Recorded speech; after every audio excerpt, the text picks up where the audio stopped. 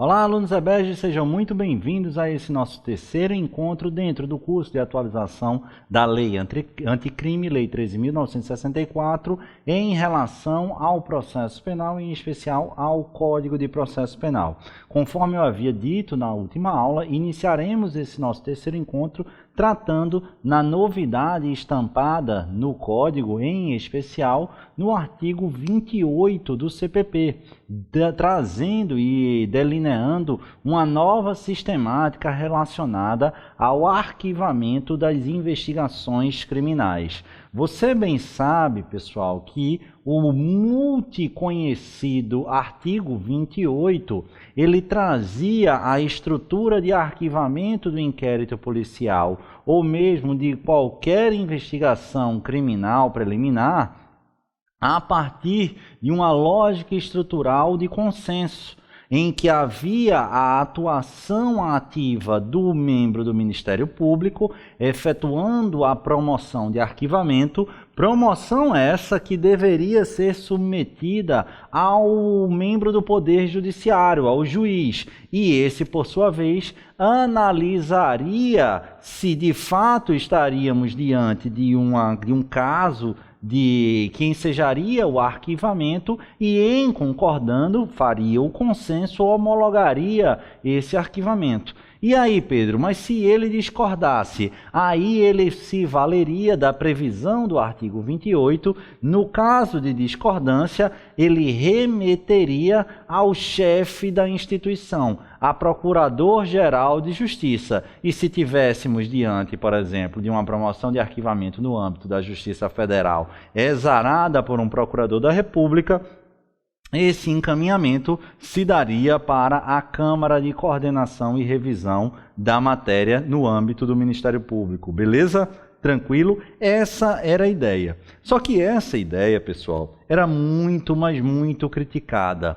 Muitos enxergavam no artigo 28 uma estrutura que claramente inquisitorial, incompatível com a estrutura acusatória do Código de Processo Penal, ou melhor, do processo penal constitucional brasileiro desde 88. E, em especial, por enxergar nesse artigo 28, que tinha sua redação originária à década de 40, uma inspiração claramente fascista, uma vez que a sua base normativa tomada como parâmetro na criação fora o Código de Processo italiano à época, vigente na Itália fascista de Mussolini. A ideia era justamente uma reprodução do que se enxergava inicialmente no chamado Código Rocco da época do regime fascista italiano.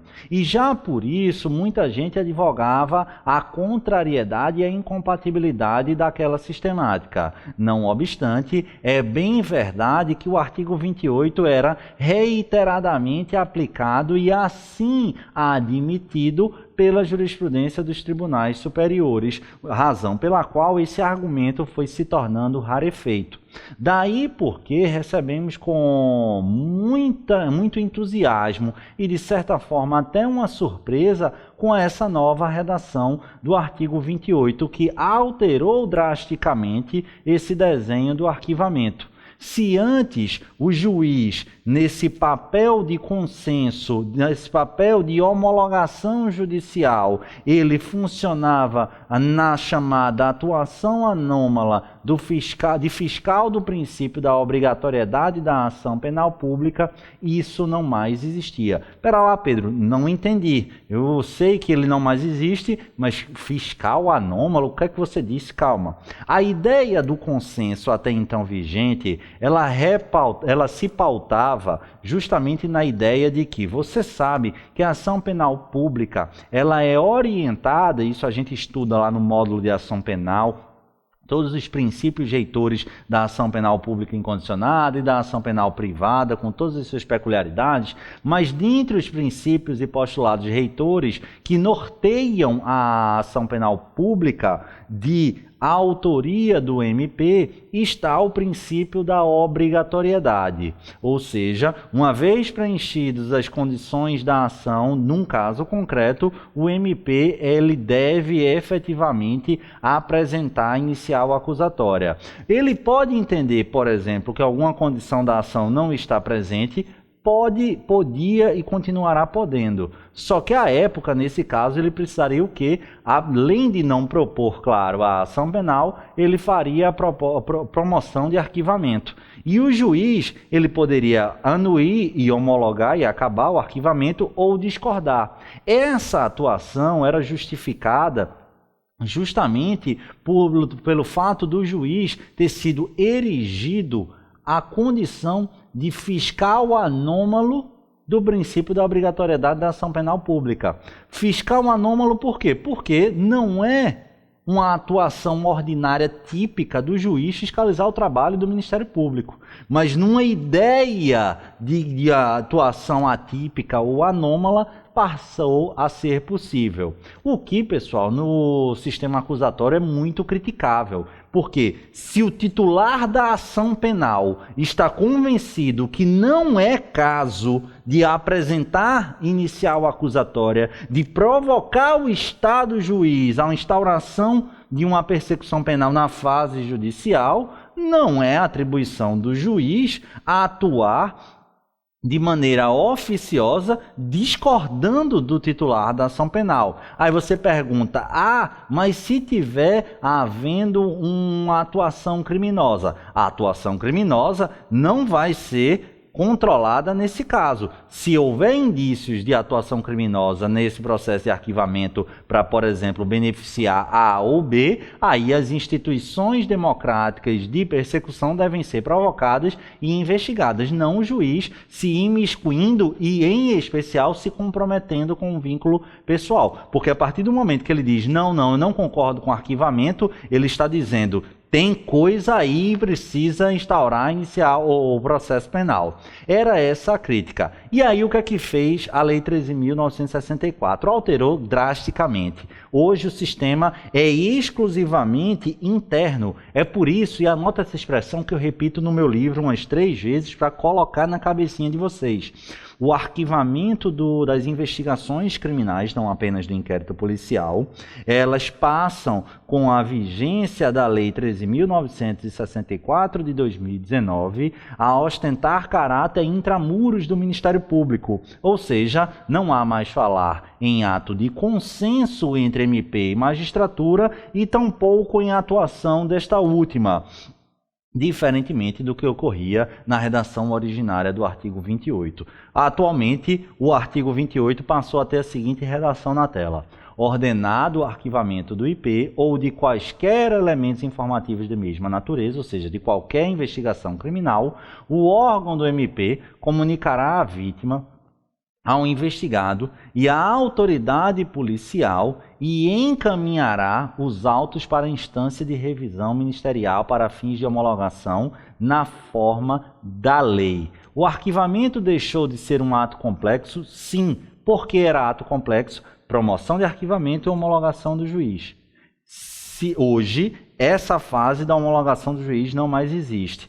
Lembra, se o juiz discordasse, o que é que ele faria? Mandava para o Procurador-Geral de Justiça ou para a Câmara de Coordenação e Revisão, no caso do MPF, por exemplo. E aí, a última palavra seria deles. Nesse caso, o PGJ poderia ele mesmo denunciar, ele insistir no arquivamento e aí vincularia o juiz, determinar novas diligências investigatórias ou designar promotor de justiça ou procurador da República, que nesse caso seria obrigado a promover a ação penal. Essas eram as situações, as possibilidades. Hoje não mais existe. Hoje essa submissão ao Poder Judiciário acabou de toda forma. Então não há mais aquela atuação anômala e o arquivamento deixa de ser um ato complexo, ao menos sob a perspectiva da necessidade de submissão ao Poder Judiciário. Mas, de acordo com a estruturação do artigo 28, vai ser necessário uma dupla manifestação. Por quê? E é aqui que passa a coisa a ser interessante. porque há uma obrigatória submissão à instância revisora. Só que, diferentemente do que acontecia, essa instância revisora não será o Poder Judiciário, mas sim dentro da própria estrutura ministerial. Então, nos parece, por exemplo, que hoje, se houver a promoção de arquivamento, precisará submeter para uma Câmara ou um colegiado que atue sob delegação do Procurador-Geral de Justiça ou ao próprio Procurador-Geral de Justiça, a depender da legislação atuante. No caso do Ministério Público Federal, a tendência é o próprio Procurador da República arquivar e remeter para revisão pela Câmara de Coordenação e Revisão do MPU. Beleza? Tranquilo? Então caminha aqui porque há uma outra observação resgatando a nossa última aula. O artigo 3º-B de bola, em que a gente viu as atribuições e competências do juiz de garantia, ele prevê que o juiz de garantia, salvo engano, no inciso 4º, precisa ser comunicado da instauração de toda investigação criminal preliminar, certo? Só que se o Ministério Público determinar o arquivamento, esse juiz precisa ser comunicado, ele precisa ser informado.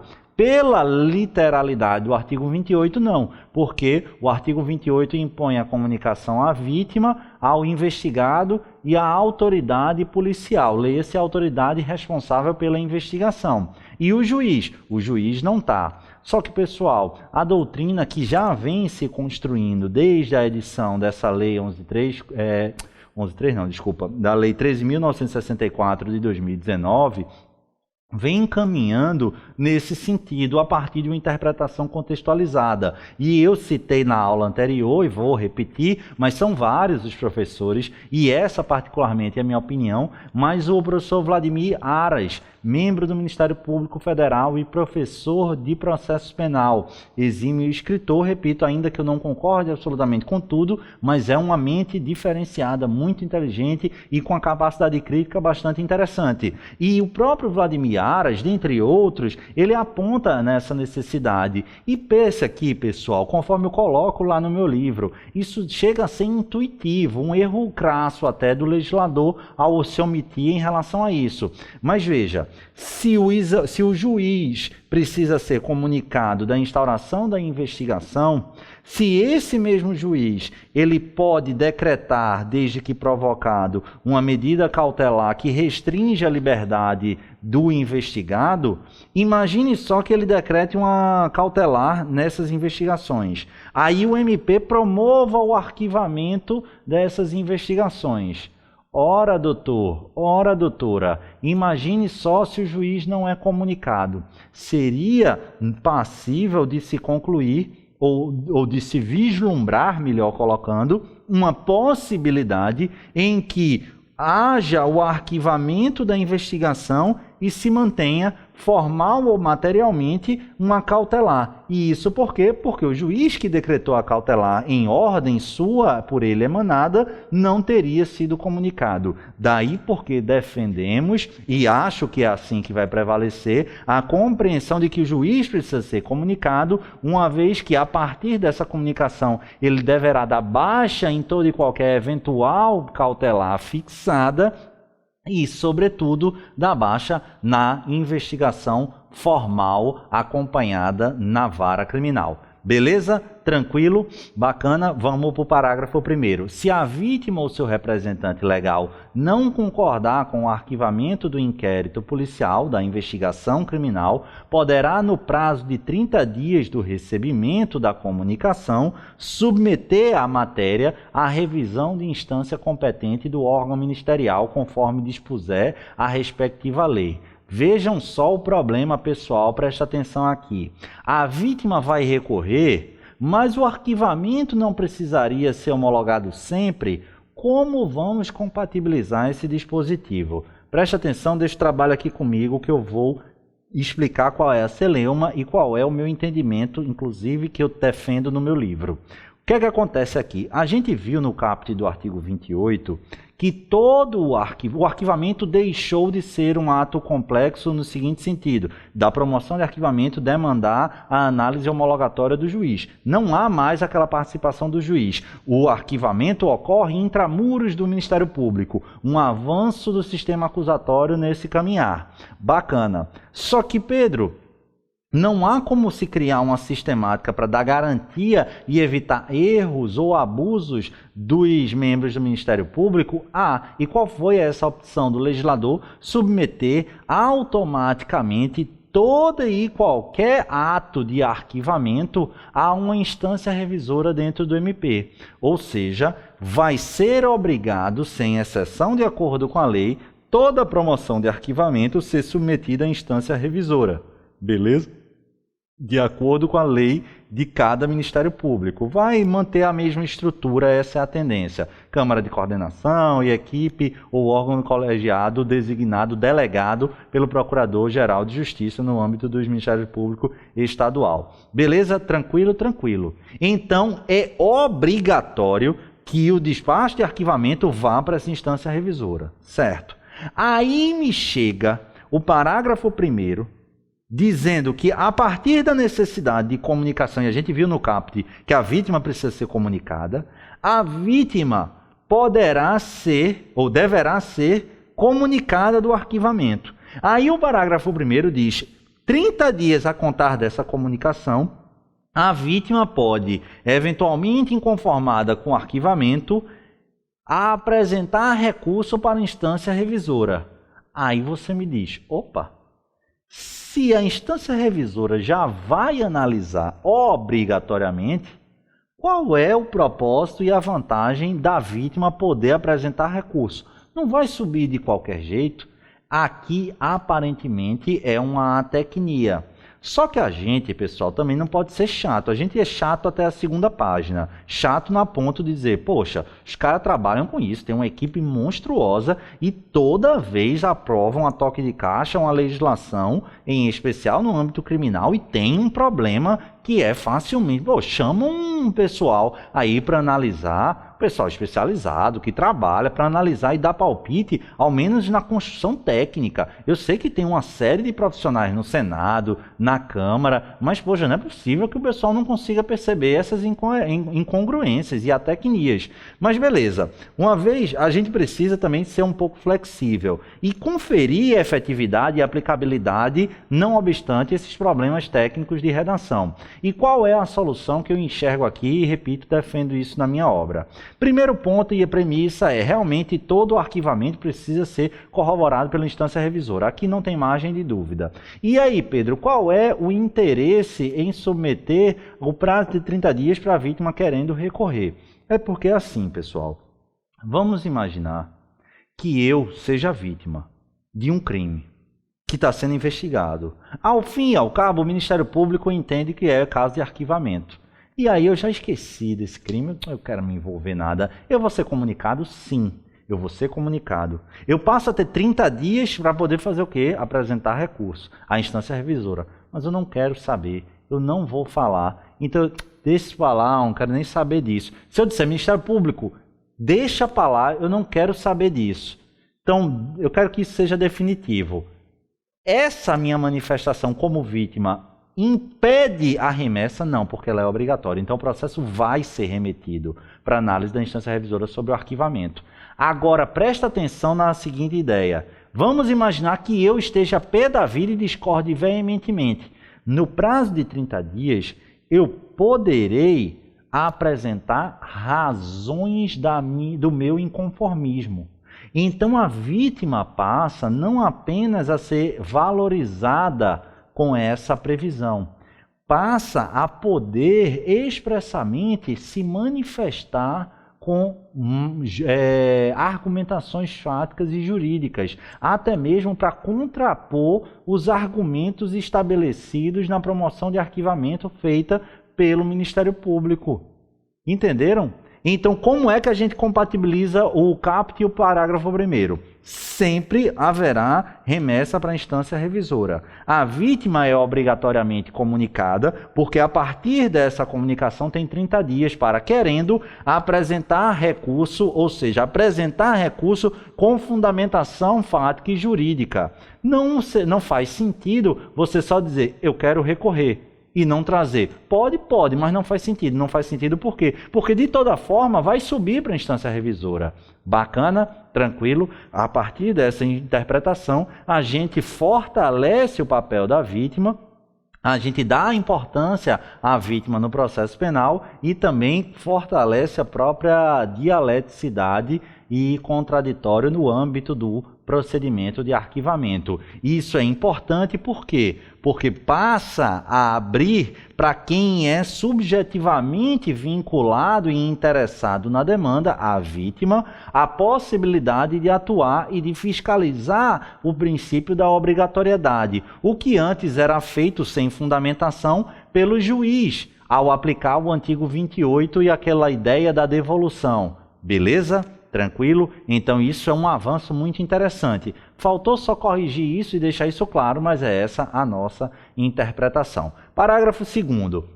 Nas ações penais relativas a crimes praticados em detrimento da União, Estados e municípios, a revisão do inquérito policial poderá ser provocada pela chefia do órgão a quem couber a sua representação judicial. Pessoal que estuda para advocacia pública, fique esperto aqui. Porque vamos imaginar, pessoal, que a vítima do delito seja a União, o Estado e, eventualmente, o município. As procuradorias passam a ter uma atuação muito importante aqui. Um caso que eu já estava conversando com os meus estagiários esses dias, explicando esse parágrafo 2º, é o seguinte: vocês sabem, como defensor público federal, um dos casos mais frequentemente que a gente pega é estelionato contra a Previdência Social, contra o INSS, né? E aí vocês sabem que lá no artigo 171, parágrafo 3º, mesmo com essa nova lei, vocês sabem que a nova lei estabeleceu que a regra, o estelionato passa a ser desafiado por ação penal pública condicionada à representação. Só que o parágrafo 5º novo, além de estabelecer essa regra, ele traz exceções. Uma das exceções é quando a administração pública direta e indireta for vítima. Então, estelionato contra a Previdência, a gente tem justamente a manutenção de um crime de ação penal pública incondicionada. Aí vamos imaginar, pessoal, que o prejuízo ao erário tenha sido de R$5.000. E a gente pega um procurador da República bonzinho, um coração bom, aquele que não tem maldade, coitado do rapaz, ele fraudou a Previdência para sobreviver, um desses casos aí. Vamos imaginar aí um procurador da República com coração de defensor público, beleza? Vamos imaginar hipoteticamente essa situação e ele diz, aqui, pessoal, estou reconhecendo a insignificância. Insignificância é a atividade material, vou promover o arquivamento. Vou submeter, comunica a vítima, e aí nesse caso a vítima é a administração pública indireta através de INSS, a União. E aí, o que é que acontece? Vamos imaginar que o pessoal do INSS, o pessoal da União, esteja pé da vida com essa decisão. Até porque a jurisprudência do Supremo Tribunal Federal, a jurisprudência do Superior Tribunal de Justiça é uniforme no sentido de que a insignificância não deve ser aplicada em relação aos crimes praticados em detrimento à administração pública. E aí, nesse caso específico, é pacífico, ou pelo menos majoritária, a compreensão que nos casos de estelionato praticados contra a Previdência Social não cabe a incidência do princípio da insignificância. Como é que pode fazer? Nesse caso, a AGU, 30 dias após a comunicação, poderá, se entender seu caso, manejar um arrazoado revisional para apresentar as razões de recurso e submetê-las ao colegiado revisor, à instância revisora. Se a AGU nada fizer, vai haver a revisão? Sim, mas sem a manifestação do contraditório com a ponderação de argumentos. E por isso a gente enxerga claramente aqui uma nova possibilidade de atuação da advocacia pública. Fique esperto, entendimento ou novidade legislativa muito interessante. finalmente chegamos ao acordo de não persecução penal. Pessoal, não sei se vocês sabem, eu gravei ano passado um curso esmiuçando a Resolução 181 de 2017 do Conselho Nacional do Ministério Público, dando uma ênfase justamente ao acordo de não persecução penal. E aí, pessoal, o que acontece? O curso ficou, de certa forma, obsoleto. Por quê? Porque a gente analisava a resolução a partir ali, sobretudo, do seu artigo 18, salvo melhor juízo, e aí o que acontecia? Ou o que aconteceu? Todo o tratamento e, fundamentalmente, a argumentação daqueles que se colocavam contrária àquela regulamentação se fulcrava na ideia de que haveria violação de competência constitucional, já que uma resolução do Conselho Nacional do MP não teria condição de regulamentar aquela matéria, em especial porque claramente se criava uma exceção ao princípio da obrigatoriedade da ação penal. Pedro, então quer dizer que não pode se criar exceção ao princípio da obrigatoriedade? É claro que pode. O que não pode, ao menos no entendimento nosso, à época manifestado, era justamente que essa exceção tivesse natureza infralegal, se fosse trazida por uma resolução. O tema era bastante polêmico e divergia. No curso a gente explicava os argumentos favoráveis e os argumentos contrários a cada uma daquelas situações. Ocorre, pessoal, que toda aquela discussão caiu por terra. Se a discussão e o debate fundamental envolvia a possibilidade de um acordo de não persecução como instrumento excepcional à obrigatoriedade da ação penal pública do desenho de resolução, a gente supera com a Lei 13.964 essa ideia, passando efetivamente a encontrar um regulamento no próprio Código de Processo Penal, numa própria lei federal. E presta atenção aqui. O artigo 129 da Constituição é claro ao dizer no inciso 1º que são funções institucionais do MP, na tela, promover privativamente a ação penal pública na forma da lei, ou seja, o Constituinte remete à lei e não à legislação infralegal a regulamentação dessa ação penal pública. E o artigo 22 aponta a competência privativa da União para legislar sobre direito penal e processual penal. E exceções à obrigatoriedade são majoritariamente compreendidas como assunto vinculado ao processo penal. Seja como for, o texto da Resolução 181 nos parece que não mais se sustenta, até porque a matéria ali tratada passou a ser regrada justamente pelo novo dispositivo do Código Penal, Processo Penal, o artigo 28A. Como é que a gente vai fazer? Pessoal, não tem como discutir todas as vicissitudes e peculiaridades desse regramento. É muita coisa. Então, o que é que eu vou fazer? Eu vou fazer uma leitura de praticamente toda a regulamentação e fazer observações pontuais. Beleza? Tranquilo? Mas o caso aqui, em especial, que se discutia sobremaneira, era a constitucionalidade formal por conta da regulamentação. Há ainda doutrina que sustenta uma inconstitucionalidade material desse acordo de persecução. Mas assim, é tão minoritária e os argumentos são tão dificilmente adotáveis por bancas examinadoras que no nosso curso aqui a gente não vai aprofundar nesses moldes. Beleza? Vamos lá. Não sendo o caso de arquivamento, e a gente já cria aqui um pressuposto negativo para a propositura do acordo de não persecução. Para que haja a propositura, é imprescindível que o membro do Ministério Público se convença que não é caso de arquivamento, tá? E aí, quando é que a gente vê que o caso de arquivamento? A gente vai estudar no curso, mas são nas hipóteses do 395 e 397, que o código não fala expressamente quando acontece, mas essa é a interpretação. Mas a primeira coisa que você precisa saber é que, para a propositura do acordo de não persecução penal, é imprescindível a identificação do pressuposto negativo, qual seja não ser caso de arquivamento da investigação. e ter o investigado confessado formal e circunstancialmente a prática de uma infração penal. Esse é um pressuposto positivo, a confissão formal e circunstanciada. Mas é de qualquer infração penal? Não. A infração penal precisa ser sem violência ou grave ameaça, com pena mínima inferior a 4 anos, e para o cálculo dessa pena mínima deverão ser considerados eventuais causas de aumento e causas de diminuição, beleza?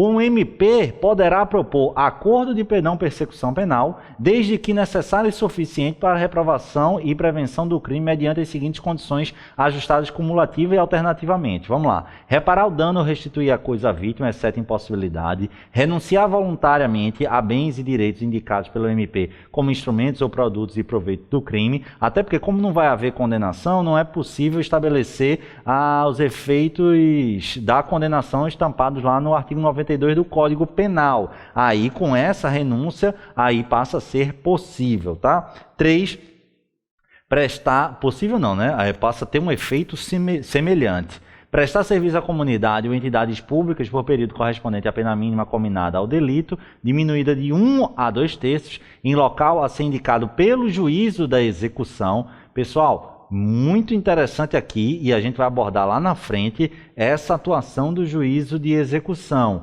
Mas presta atenção que já tem muita crítica a essa opção, diferente lá da Resolução 181. Porque na Resolução 181, a quem era atribuída a responsabilidade de acompanhar a execução do acordo? Era o próprio MP. Aqui não. Aqui, na opção feita no Código de Processo Penal, quem vai acompanhar o cumprimento do acordo é o Poder Judiciário através do juízo das execuções. A crítica, em especial para a prova do MP, é justamente de que seria um absurdo cogitar essa possibilidade, porque, em última análise, estaremos diante de uma execução, de uma fiscalização do juízo das execuções penais de algo que não possui natureza jurídica de sanção penal. O acordo de não persecução penal não tem natureza de pena, pelo amor de Deus. Aqui me parece algo muito complicado. Acho que andaria melhor, querendo que o acompanhamento fosse do Poder Judiciário, designar órgão do Poder Judiciário, mas não especificar o juízo das execuções. De toda forma, se liga aqui que essa foi a opção do legislador. Se liga na crítica e se liga na dicção literal. Para a prova do MP, atente aí que a defesa lá interna é de que, claro, para a questão de atuação e de atribuição, era que a fiscalização se desse no âmbito do próprio órgão de acusação. 4, pagar a prestação pecuniária a ser estipulada nos termos do artigo 45, tal. 5, cumprir por prazo determinado outra condição indicada pelo Ministério Público, desde que proporcional e compatível com a infração penal imputada. Aqui só uma tecnia, só fazer uma observação, pessoal.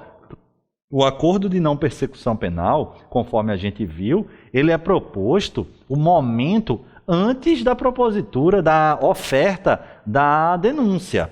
Até porque o pressuposto negativo é não ser caso de arquivamento. Aí antes se propõe o acordo de não persecução penal. Ou seja, se eu não tenho inicial acusatória proposta, o que é que acontece, pessoal? Presta muita atenção. Eu não tenho infração imputada. Eu tenho infração penal investigada. Aqui andaria melhor o legislador colocando infração penal investigada. De toda forma, a opção foi imputada. Fique esperto nisso aí. Avança aqui comigo. Parágrafo 2º, o disposto no caput deste artigo não se aplica às seguintes hipóteses. quando não é cabível, além do pressuposto negativo e positivo, qual seja, não ser caso de arquivamento e ter confessado formal e circunstancialmente a prática de infração penal, não observada a utilização de violência ou grave ameaça, e cuja pena mínima não seja superior a 4 anos, também é preciso enxergar que aquela hipótese não é caso de transação penal, ou seja, a transação penal gozará de benefício de prioridade ou de prioridade em relação ao NPP, tranquilo? Se o investigado for reincidente ou se houver elementos probatórios que indiquem conduta criminal habitual, reiterada ou profissional, exceto se insignificantes as infrações pretéritas. Pessoal, aqui eu tenho uma cisma. De novo, me parece um equívoco claro de atecnia do legislador. Porque veja o que é que ele está dizendo nesse inciso 2º. Se o investigado for reincidente ou se houver elementos probatórios que indiquem a conduta criminal habitual, reiterada ou profissional. Ele está falando em reincidência, e para ter reincidência é preciso ter conduta criminosa. Se ele fala em conduta criminosa habitual, é preciso ter crime. E crime, a gente parte do pressuposto do seu conceito que o fato criminoso é composto do fato típico, ilícito e culpável, beleza? Aí ele pega e coloca, exceto se as infrações penais pretéritas forem insignificantes. Isso aqui vai dando irritação. Quanto mais a gente estuda, mais irritado a gente fica. Natural, vamos bola para frente. Mas o que é que acontece? Infração penal pode, por exemplo, crime. Para ser infração penal, precisa ser conduta atípica, ilícita e culpável. Aí ele bota, salvo se a infração penal for insignificante. Ô meu anjo, uma infração penal que é insignificante, ela, por essência, ela não é uma infração penal. E aqui parece que o legislador dá a opção do membro do Ministério Público dizer, aquele crime que ele praticou com condenação transitada em julgado, ele é insignificante, não é óbice para a propositura. Poxa, se ele está dizendo que é insignificante, a insignificância está alojada na tipicidade material. Portanto, uma conduta insignificante é uma conduta atípica. E se é atípica, não pode ser infração penal pelo santo Deus. Beleza? Então toma muito cuidado aqui como é que a gente vai interpretar esse dispositivo. É claro, na prova objetiva, fique esperto, porque se tiver isso aí, você vai botar correto. Mas vamos analisar sob a perspectiva mais crítica. Tem uma aparente possibilidade, o que seria um absurdo, ainda que favorável à defesa. Veja que eu não estou sendo parcial, não. Para mim seria muito melhor, mas me parece juridicamente difícil de sustentar que, posteriormente ao trânsito em julgado, o MP e o Poder Judiciário homologando considere uma infração penal objeto de uma condenação transitada em julgado posteriormente insignificante. Beleza? Tranquilo? Terceiro, ter o agente beneficiado nos 5 anos anteriores ao cometimento da infração de acordo de persecução penal, transação penal e suspensão condicional do processo. Aqui se aproxima, pessoal, daquela previsão da Lei 90/99, estampada, salvo engano, no artigo 76, parágrafo 2º, inciso 2º, que estatui uma limitação de 5 anos para a formação ou para a propositura de acordo de transação penal. Aqui o legislador foi mais amplo. Se você, doutor, tivesse sido nos últimos 5 anos beneficiado com transação penal, suspensão condicional do processo ou outro ANPP, você não terá direito, ainda que preencha todos os requisitos anteriores. Quarto, nos crimes praticados no âmbito de violência doméstica e familiar ou praticados contra a mulher por razões de condição de sexo feminino em favor do agressor. Parágrafo 3º. O acordo de não persecução será formalizado por escrito e será firmado por membro do MP, pelo investigado e por seu defensor, ou seja, defesa técnica mandatória, não é opção. Quarto, para a homologação do acordo de não persecução penal, será realizada a audiência na qual o juiz, ou seja, se antes, pessoal, eu já fiz acordo de não persecução com base na resolução a contragosto, porque eu não gostava, não acho válido, mas no caso era muito interessante para um grupo de pescador, tinha 30 pessoas, então foi interessante. o acordo que a gente firmou com base na resolução, e aí o que é que acontece? O acordo ele foi firmado à época numa reunião em que eu fui lá com umas 30 pessoas no próprio Ministério Público Federal. Ocorre que agora não mais isso vai acontecer. Por quê? Porque o acordo ele deverá ser homologado em audiência com o juiz. É claro, antigamente o que é que acontecia? A gente firmava o acordo, assinou todo mundo e remeteu para o Poder Judiciário. Não havia imprescindibilidade de uma audiência. Agora, pessoal, precisa de audiência, e é na audiência que o juiz vai verificar a voluntariedade por meio da oitiva do investigado na presença do defensor e também a sua legalidade. Parágrafo 5º, com alguns problemas aqui que valem observar. Diz lá, se o juiz considerar inadequadas, insuficientes ou abusivas as condições dispostas no acordo de não persecução penal, devolverá os autos ao MP para que seja reformulada a proposta de acordo, com concordância do investigado e de seu defensor. Pessoal, presta atenção aqui, por quê? Porque parte da doutrina tem criticado esse parágrafo 5º, dizendo que ele é contraditório, inclusive, com o parágrafo 7º. E onde é que repousa a principal crítica? É que, apesar de o arquivamento lá do 28 ter saído da fiscalização do Poder Judiciário, aqui no ANPP a fiscalização do Poder Judiciário foi reforçada. Inclusive, ele pode analisar se as condições são inadequadas, insuficientes ou abusivas. E aí, Pedro, qual é a sua opinião? Particularmente entendo que esse dispositivo ele vai permanecer válido, mas eu tenho uma crítica pessoal muito específica a ele, e eu quero que você entenda. Toda essa reforma, pessoal, no processo penal, ela foi conduzida à luz do sistema acusatório. Isso aí a gente não tem dúvida, beleza? Tranquilo. A partir do momento em que a gente cria uma exceção ao princípio da obrigatoriedade da ação penal pública com a regulamentação do acordo de não persecução penal, é interessante ou não é absurdo que você submeta possivelmente essa fiscalização ao Poder Judiciário, desde que, sobretudo porque essa fiscalização ela vai estar pelo juiz de garantias, tá?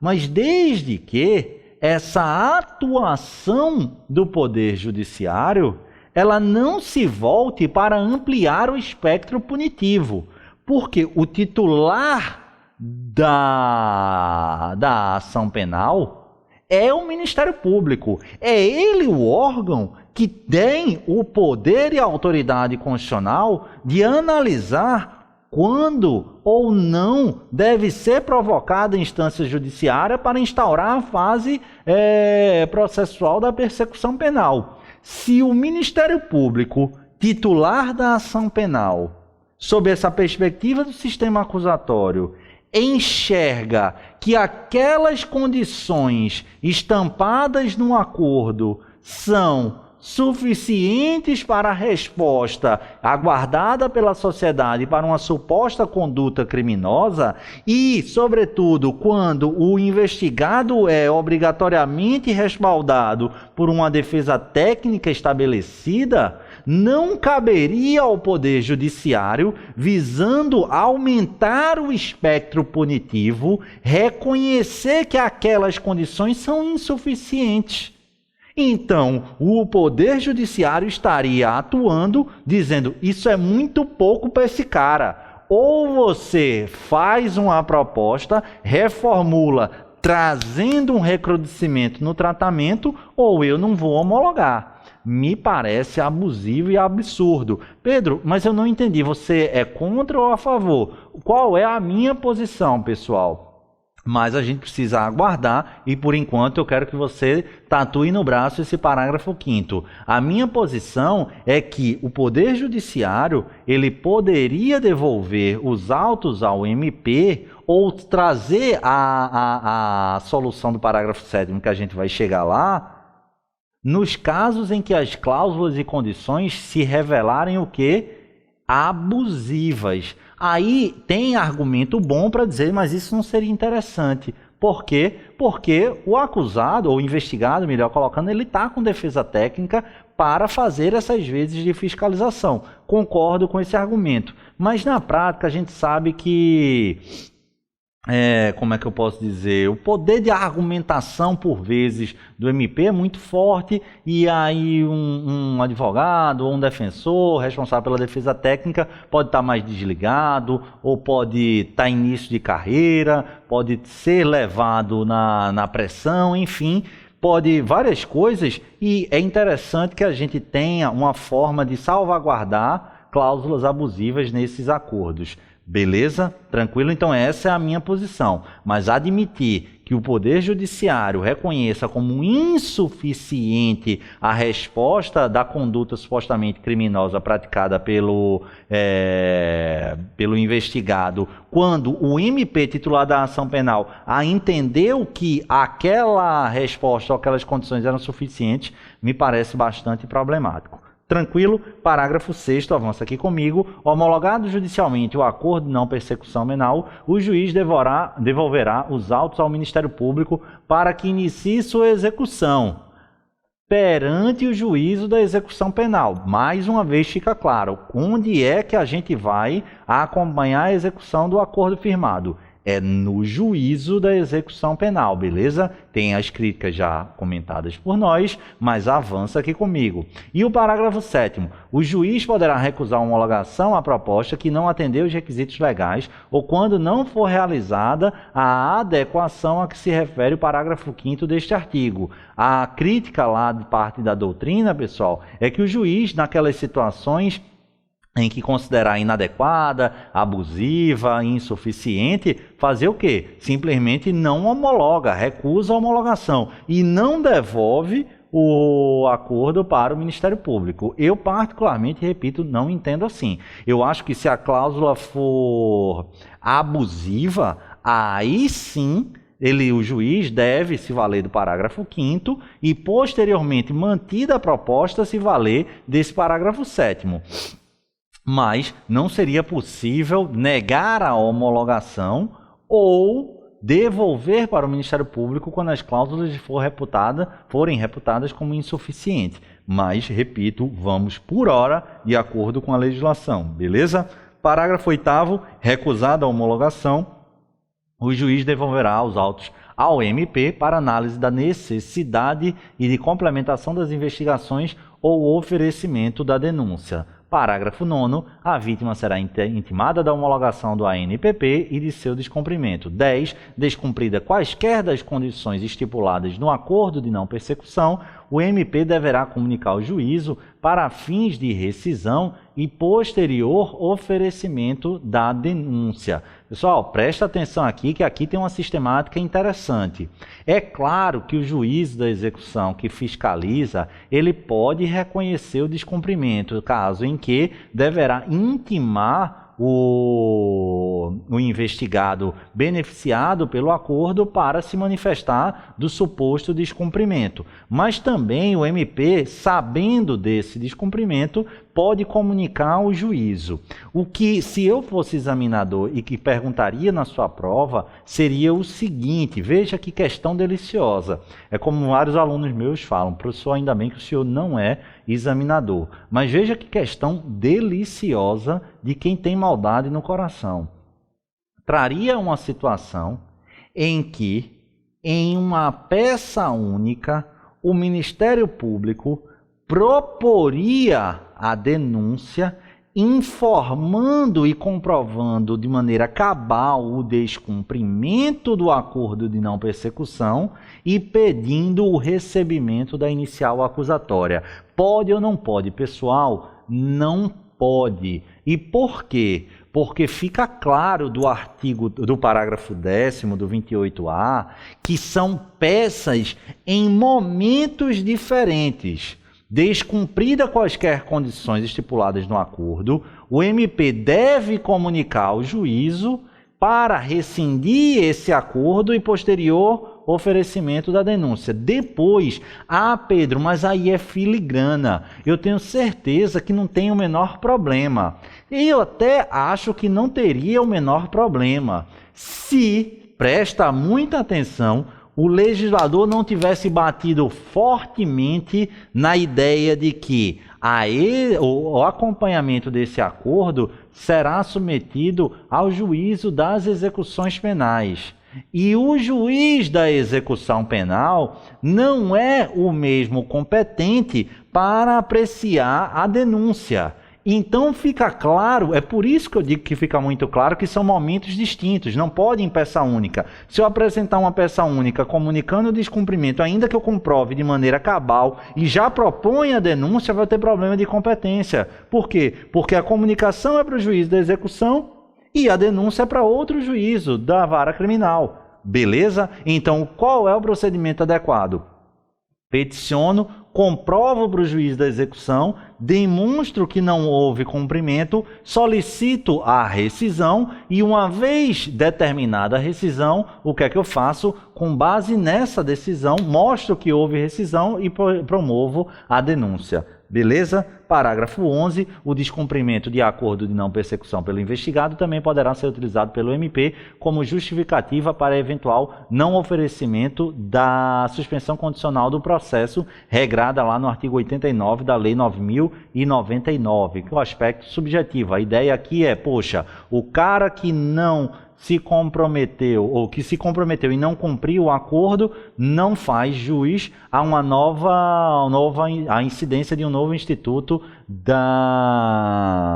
de despenalizador, no caso da Lei 90/99, nas infrações de médio potencial ofensivo. Parágrafo 12. A celebração e o cumprimento do acordo de não persecução penal não constarão da certidão de antecedentes criminais, exceto para os fins previstos no inciso 3º do parágrafo 2º deste artigo. Para fins de que, lembra que, se o agente investigado tiver sido beneficiado nos últimos 5 anos por acordo de não persecução, transação ou suspensão condicional do processo, ele não terá direito a um novo ANPP. É justamente essa a situação e por isso que haverá o registro da celebração do ANPP, somente para isso, beleza? Parágrafo 3º, ou 13º, ou 13, melhor colocando, tecnicamente, cumprido integralmente o acordo de não persecução, o juiz competente decretará a extinção da punibilidade. 14. No caso de recusa por parte do MP em propor acordo de não persecução penal, o investigado poderá requerer a remessa dos autos na forma do 28.